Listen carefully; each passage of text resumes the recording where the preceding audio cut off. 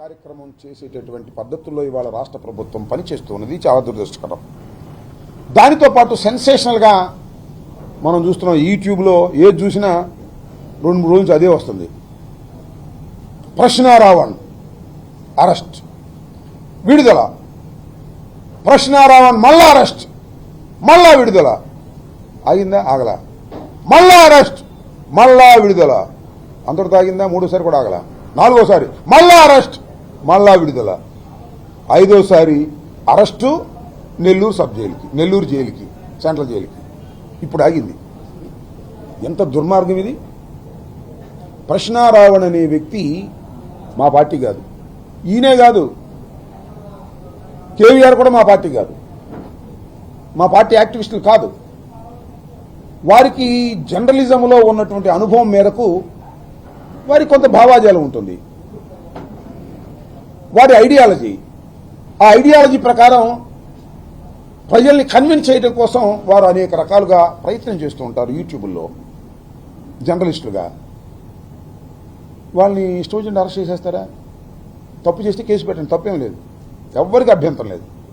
వాళ్ళు తప్పు చేసిన జర్నలిస్టులుగా లేదా అభ్యంతరకరమైనటువంటి మాటలు మాట్లాడినా మీరు కేసు పెట్టండి, అరెస్ట్ చేయండి, కోర్టులో ప్రొడ్యూస్ చేయండి.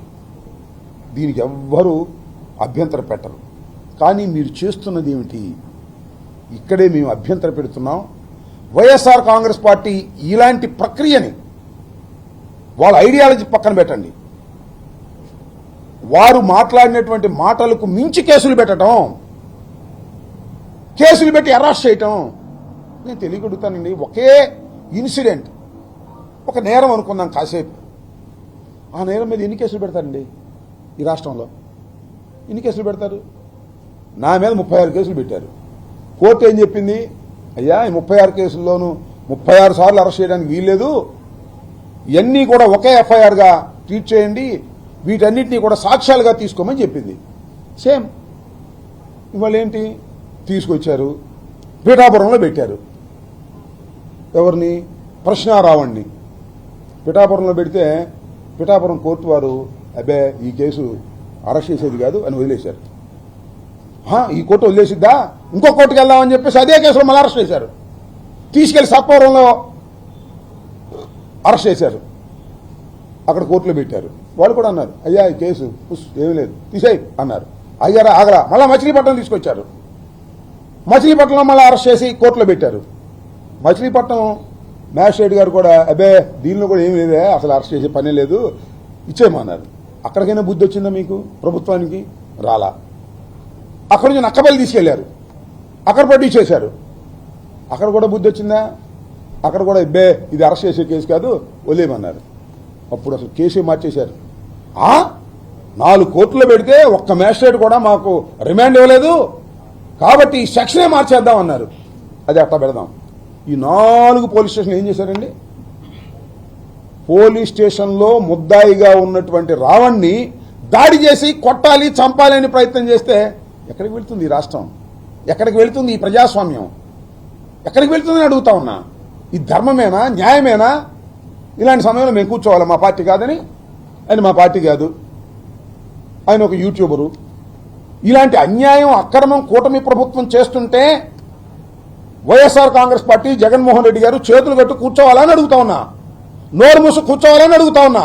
మా పార్టీ కాకపోయినా, మా భావాజాలం కాకపోయినా ఇది తప్పు అని చెప్పేటటువంటి ప్రయత్నం వైఎస్ఆర్ కాంగ్రెస్ పార్టీ చేస్తుంది. దీని మీద చాలా మంది రకరకాలుగా విమర్శించేవాళ్ళు విమర్శించవచ్చు, నేను కాదన్ను. కానీ వాస్తవాన్ని అర్థం చేసుకోండి. ఇవాళ సోషల్ మీడియా యాక్టివిస్టుల మీద దౌర్జన్యకాండ, చట్ట వ్యతిరేకమైన పద్ధతుల్లో ఈ ప్రభుత్వం పనిచేస్తున్నప్పుడు వైఎస్ఆర్ కాంగ్రెస్ పార్టీ కళ్లు మూసుకొని చూస్తూ ఊరుకోదు. We will support the accused. ఎవరైతే అన్యాయంగా, అక్రమంగా ఉన్నారో వాళ్ళ మీద యాక్షన్ తీసుకునేటటువంటి కార్యక్రమం కూడా చేస్తామనేది కూడా మా ప్రయత్నం మేము చేస్తున్నాం. అంతేకాదు. ఏమండి చివరికి ఏం చేశారండి? ప్రశ్నారావణ్ణి, ఆయన పేరు ప్రశ్నారావణ్ కాదు వాస్తవంగా, ఆయన పేరు బచ్చలకూరి జోసఫ్. ఆయన్ని ఈ 4 కోర్టుల్లో బెయిల్ ఇచ్చేసింది కాబట్టి అసలు సెక్షనే మార్చేద్దామన్నారు. ఏమి సెక్షన్ అది దుంపదేగా. యుఏపిఏ అంట, అదేంటి అన్లాఫుల్ యాక్టివిటీస్ ప్రివెన్షన్ యాక్ట్. టెర్రరిస్టుల మీద పెట్టేటటువంటి కేసు పెట్టారు, టెర్రరిస్టుల మీద. ఇప్పుడు ఎక్కడ పోతాడు మ్యాజిస్ట్రేట్ గారు? ఇప్పుడు న్యాయస్థానం ఎట్ట వస్తుందో చూస్తాం అని న్యాయస్థానాన్ని సవాల్ చేశారు.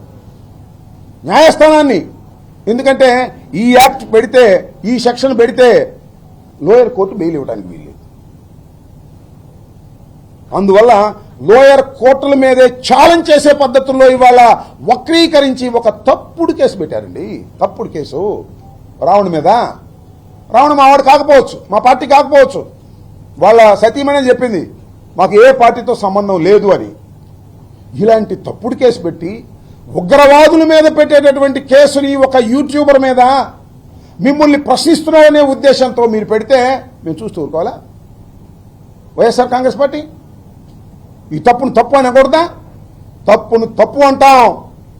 అతనుకు అన్యాయంగా కేసులు పెడుతున్నారు కాబట్టి మా వైపు నుంచి కోరితే లీగల్ యాక్షన్, లీగల్ సపోర్ట్ కూడా చేస్తామని జగన్మోహన్ రెడ్డి గారు చెప్పడం జరిగిందని మనం చేస్తున్నాం. కాబట్టి ఇవాళ ఒకసారి చూసినట్లయితే మీరు,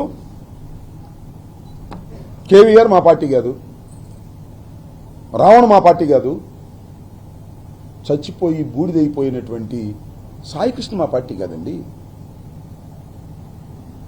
ఆయన జనసేన.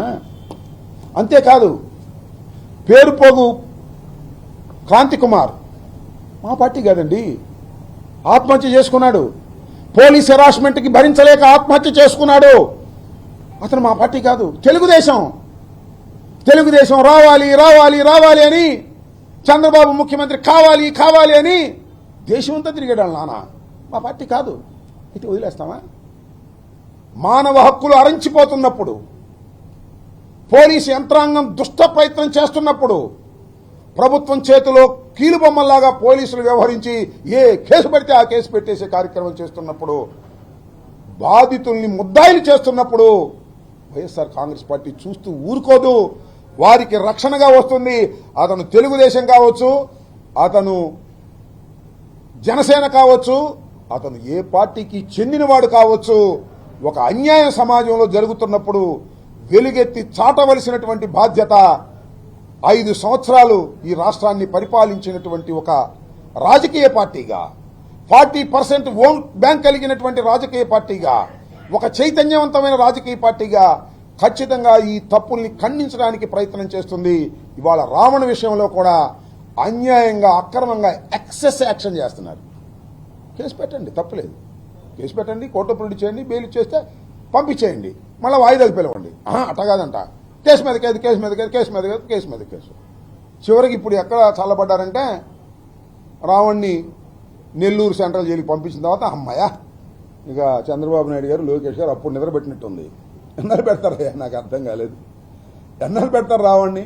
తప్పుడు కేసులు పెట్టి జీవితాంతం లోపల పెడతారా? బయటికి రాడా? ఎంత ప్రాముఖ్యత ఇచ్చారు? సమస్యలు ఎన్నున్నాయి ఈ రాష్ట్రంలో. ఈ సమస్యలన్నీ వదిలేసి రావణ్, కేవీఆర్ ఇలాంటి సోషల్ మీడియా యాక్టివిస్టుల్ని కట్టడి చేసే కార్యక్రమం నేను తెలియకొడుతానండి. చంద్రబాబు నాయుడు గారు, లోకేష్ గారు, పవన్ కళ్యాణ్ గారు, ఆయన ఎవరండి? కిరా కార్పిన. ఇప్పుడు చూసారా మీరు ఎన్ని బూతులు మాట్లాడతాడో? సీమరాజు ఎన్ని బూతులు మాట చూశారుగా. వాళ్ళనేమో మీరు పెట్టుబడి పెట్టి మాట్లాడిస్తారు, వాళ్ళ మీద యాక్షన్ తీసుకోరు. నేను కంప్లైంట్ ఇచ్చా కిరా కార్పి మీదను, సీమరాజు మీద. మీకు గుర్తుందో లేదో? పోలీసు వాళ్ళు మీరు చేయమన్నారు, రిజిస్టర్ చేయమన్నారు. తర్వాత కోర్టుకు వెళ్ళా, కోర్టు వారి ముట్టికాయలు వేసిన తర్వాత రిజిస్టర్ చేశారు. యాక్షన్ తీసుకోరు. అదే కేవీ రెడ్డో, ప్రశ్నారావణ అయితే 500 మంది పోలీసులు వెళ్ళిపోతారు మీ దుంపదగా. అంటే మమ్మల్ని తిట్టేటటువంటి యూట్యూబులు, మమ్మల్ని దూషించేటటువంటి యూట్యూబర్లని మీరు పెంచి పోషించి మిమ్మల్ని విమర్శిస్తే మాత్రం వాళ్ళకి ఇదిగో యుఏపిఏ యాక్ట్, అంత భయంకరమైన యాక్టులు పెట్టి మీరు వేధించాలి అని, అణచాలని మీరు ప్రయత్నం చేస్తున్నారంటే మీరు గుర్తుపెట్టుకోండి చంద్రబాబు నాయుడు గారు, మీ గొయ్య మీరు తవ్వుకుంటున్నారయ్యా. మీ గొయ్య మీరు తవ్వుకుంటున్నారు. ప్రశ్నారావణ నిండదా కొంతమందికే తెలుసు, దేశం అంతా తెలుసు. రాష్ట్రం అంతా తెలుసు. ఏ టీవీ చూసినా ప్రశ్నరావునికి వ్యతిరేకమో అనుకోను. మోస్ట్ పాపులర్ క్యాండిడేట్ చేశారు మీరు. కేవీ రెడ్డి కూడా అంతే. ఏదో ఒక యూట్యూబ్ ఛానల్ చేసుకుంటున్నాడు. రెడ్ బుక్ని ఎర్రి బుక్ అన్నాడంట. ఆ బుక్ దగ్గర ఏదో పదం పెట్టారు, పూ అనే పదం పెట్టి అన్నాడని చెప్పి రాసి పారేశారు. ఎఫ్ఐఆర్ రిజిస్టర్ చేశారు, తీసుకొచ్చారు, లోపల పెట్టారు. మీ గొయ్య మీరు తవ్వుకుంటున్నారు. ఎంత చెట్టుకంత గాలిలాగా, ఎంత క్రైమ్కి అంతే కేసు ఉండాలి. ఇది ఎక్కడ కేసులే బాబు, నాకు తెలియగలుగుతాను. ఇంతంత కేసులు పెడితే సమాజం మిమ్మల్ని అంగీకరిస్తుందా చెప్పమని ఈ సందర్భంగా నేను మనవి చేస్తున్నాను. అన్నిటికన్నా మించి ఏంటంటే, పోలీస్ స్టేషన్ ఉంటే పార్టీలో వెళ్ళిపోతారండి. మాకు అప్పచెప్పమంటున్నారు పోలీస్ స్టేషన్లో. రావణుంటే మాకు అప్పచెప్పన్నాడు, సంగతి తెలుస్తూ ఉంటున్నారు. ఇంకా ఏం పోలీసులు అప్పచెప్పలా, పోలీసులు కూడా నెట్టేశారు. అది వేరే అంశం. ఈ 4 పోలీస్ స్టేషన్ల మీద పోలీసుల సహకారంతో చంద్రబాబు నాయుడు గారు, పవన్ కళ్యాణ్ గారు ప్రోద్బలంతో దాడులు చేస్తారు, లాక్కొచ్చి కొడతామంటారు. పోలీసులు చూస్తూ ఊరుకుంటారు, కేసులు పెట్టరు. ఇది ఒక దుర్మార్గమైనటువంటి పద్ధతుల్లో జరుగుతూ ఉంది. సాయికృష్ణ లాకప్ డెత్లో కూడా దీన్ని డైవర్ట్ చేయడం కోసం రకరకాల టాక్టిక్స్లు ఉపయోగిస్తుంది ఈ ప్రభుత్వం. నేను ఒకటే చెప్తున్నాను, పోలీసు వారు ఎక్సెస్గా ప్రవర్తిస్తున్నారు, తప్పుడు కేసులు పెడుతున్నారు, అన్యాయంగా వ్యవహరిస్తున్నారు. ఇది చట్టం ముందు ప్రశ్నార్థకమవుతుంది రాబోయే కాలంలో. గుర్తుపెట్టుకోమని కూడా ఈ సందర్భంగా నేను చెప్పదలుచుకున్నాను. రావణకు కానీ లేదా కేవీఆర్ కానీ మరొక సోషల్ యాక్టివిస్ట్కి కానీ ఎవరికైనా సరే వైఎస్ఆర్ కాంగ్రెస్ పార్టీ తప్పనిసరిగా వారికి అండగా ఉంటుంది. కారణం ఒక్కటే, ఇల్లీగల్గా బిహేవ్ చేస్తుంది ఈ ప్రభుత్వం, పోలీసు యంత్రాంగం. కాబట్టి వారిని ప్రజాస్వామ్యంలో వారికి మద్దతు ఇవ్వటం, అవసరమైతే వారికి సహాయం చేయడానికి వైఎస్ఆర్ కాంగ్రెస్ పార్టీ సిద్ధంగా ఉందని కూడా ఈ సందర్భంగా చెప్పదలుచుకున్నాను. మరిన్ని అప్డేట్స్ కోసం ఛానల్ ను సబ్స్క్రైబ్ చేయండి. నోటిఫికేషన్స్ కోసం బెల్ ఐకాన్ పై క్లిక్ చేయండి.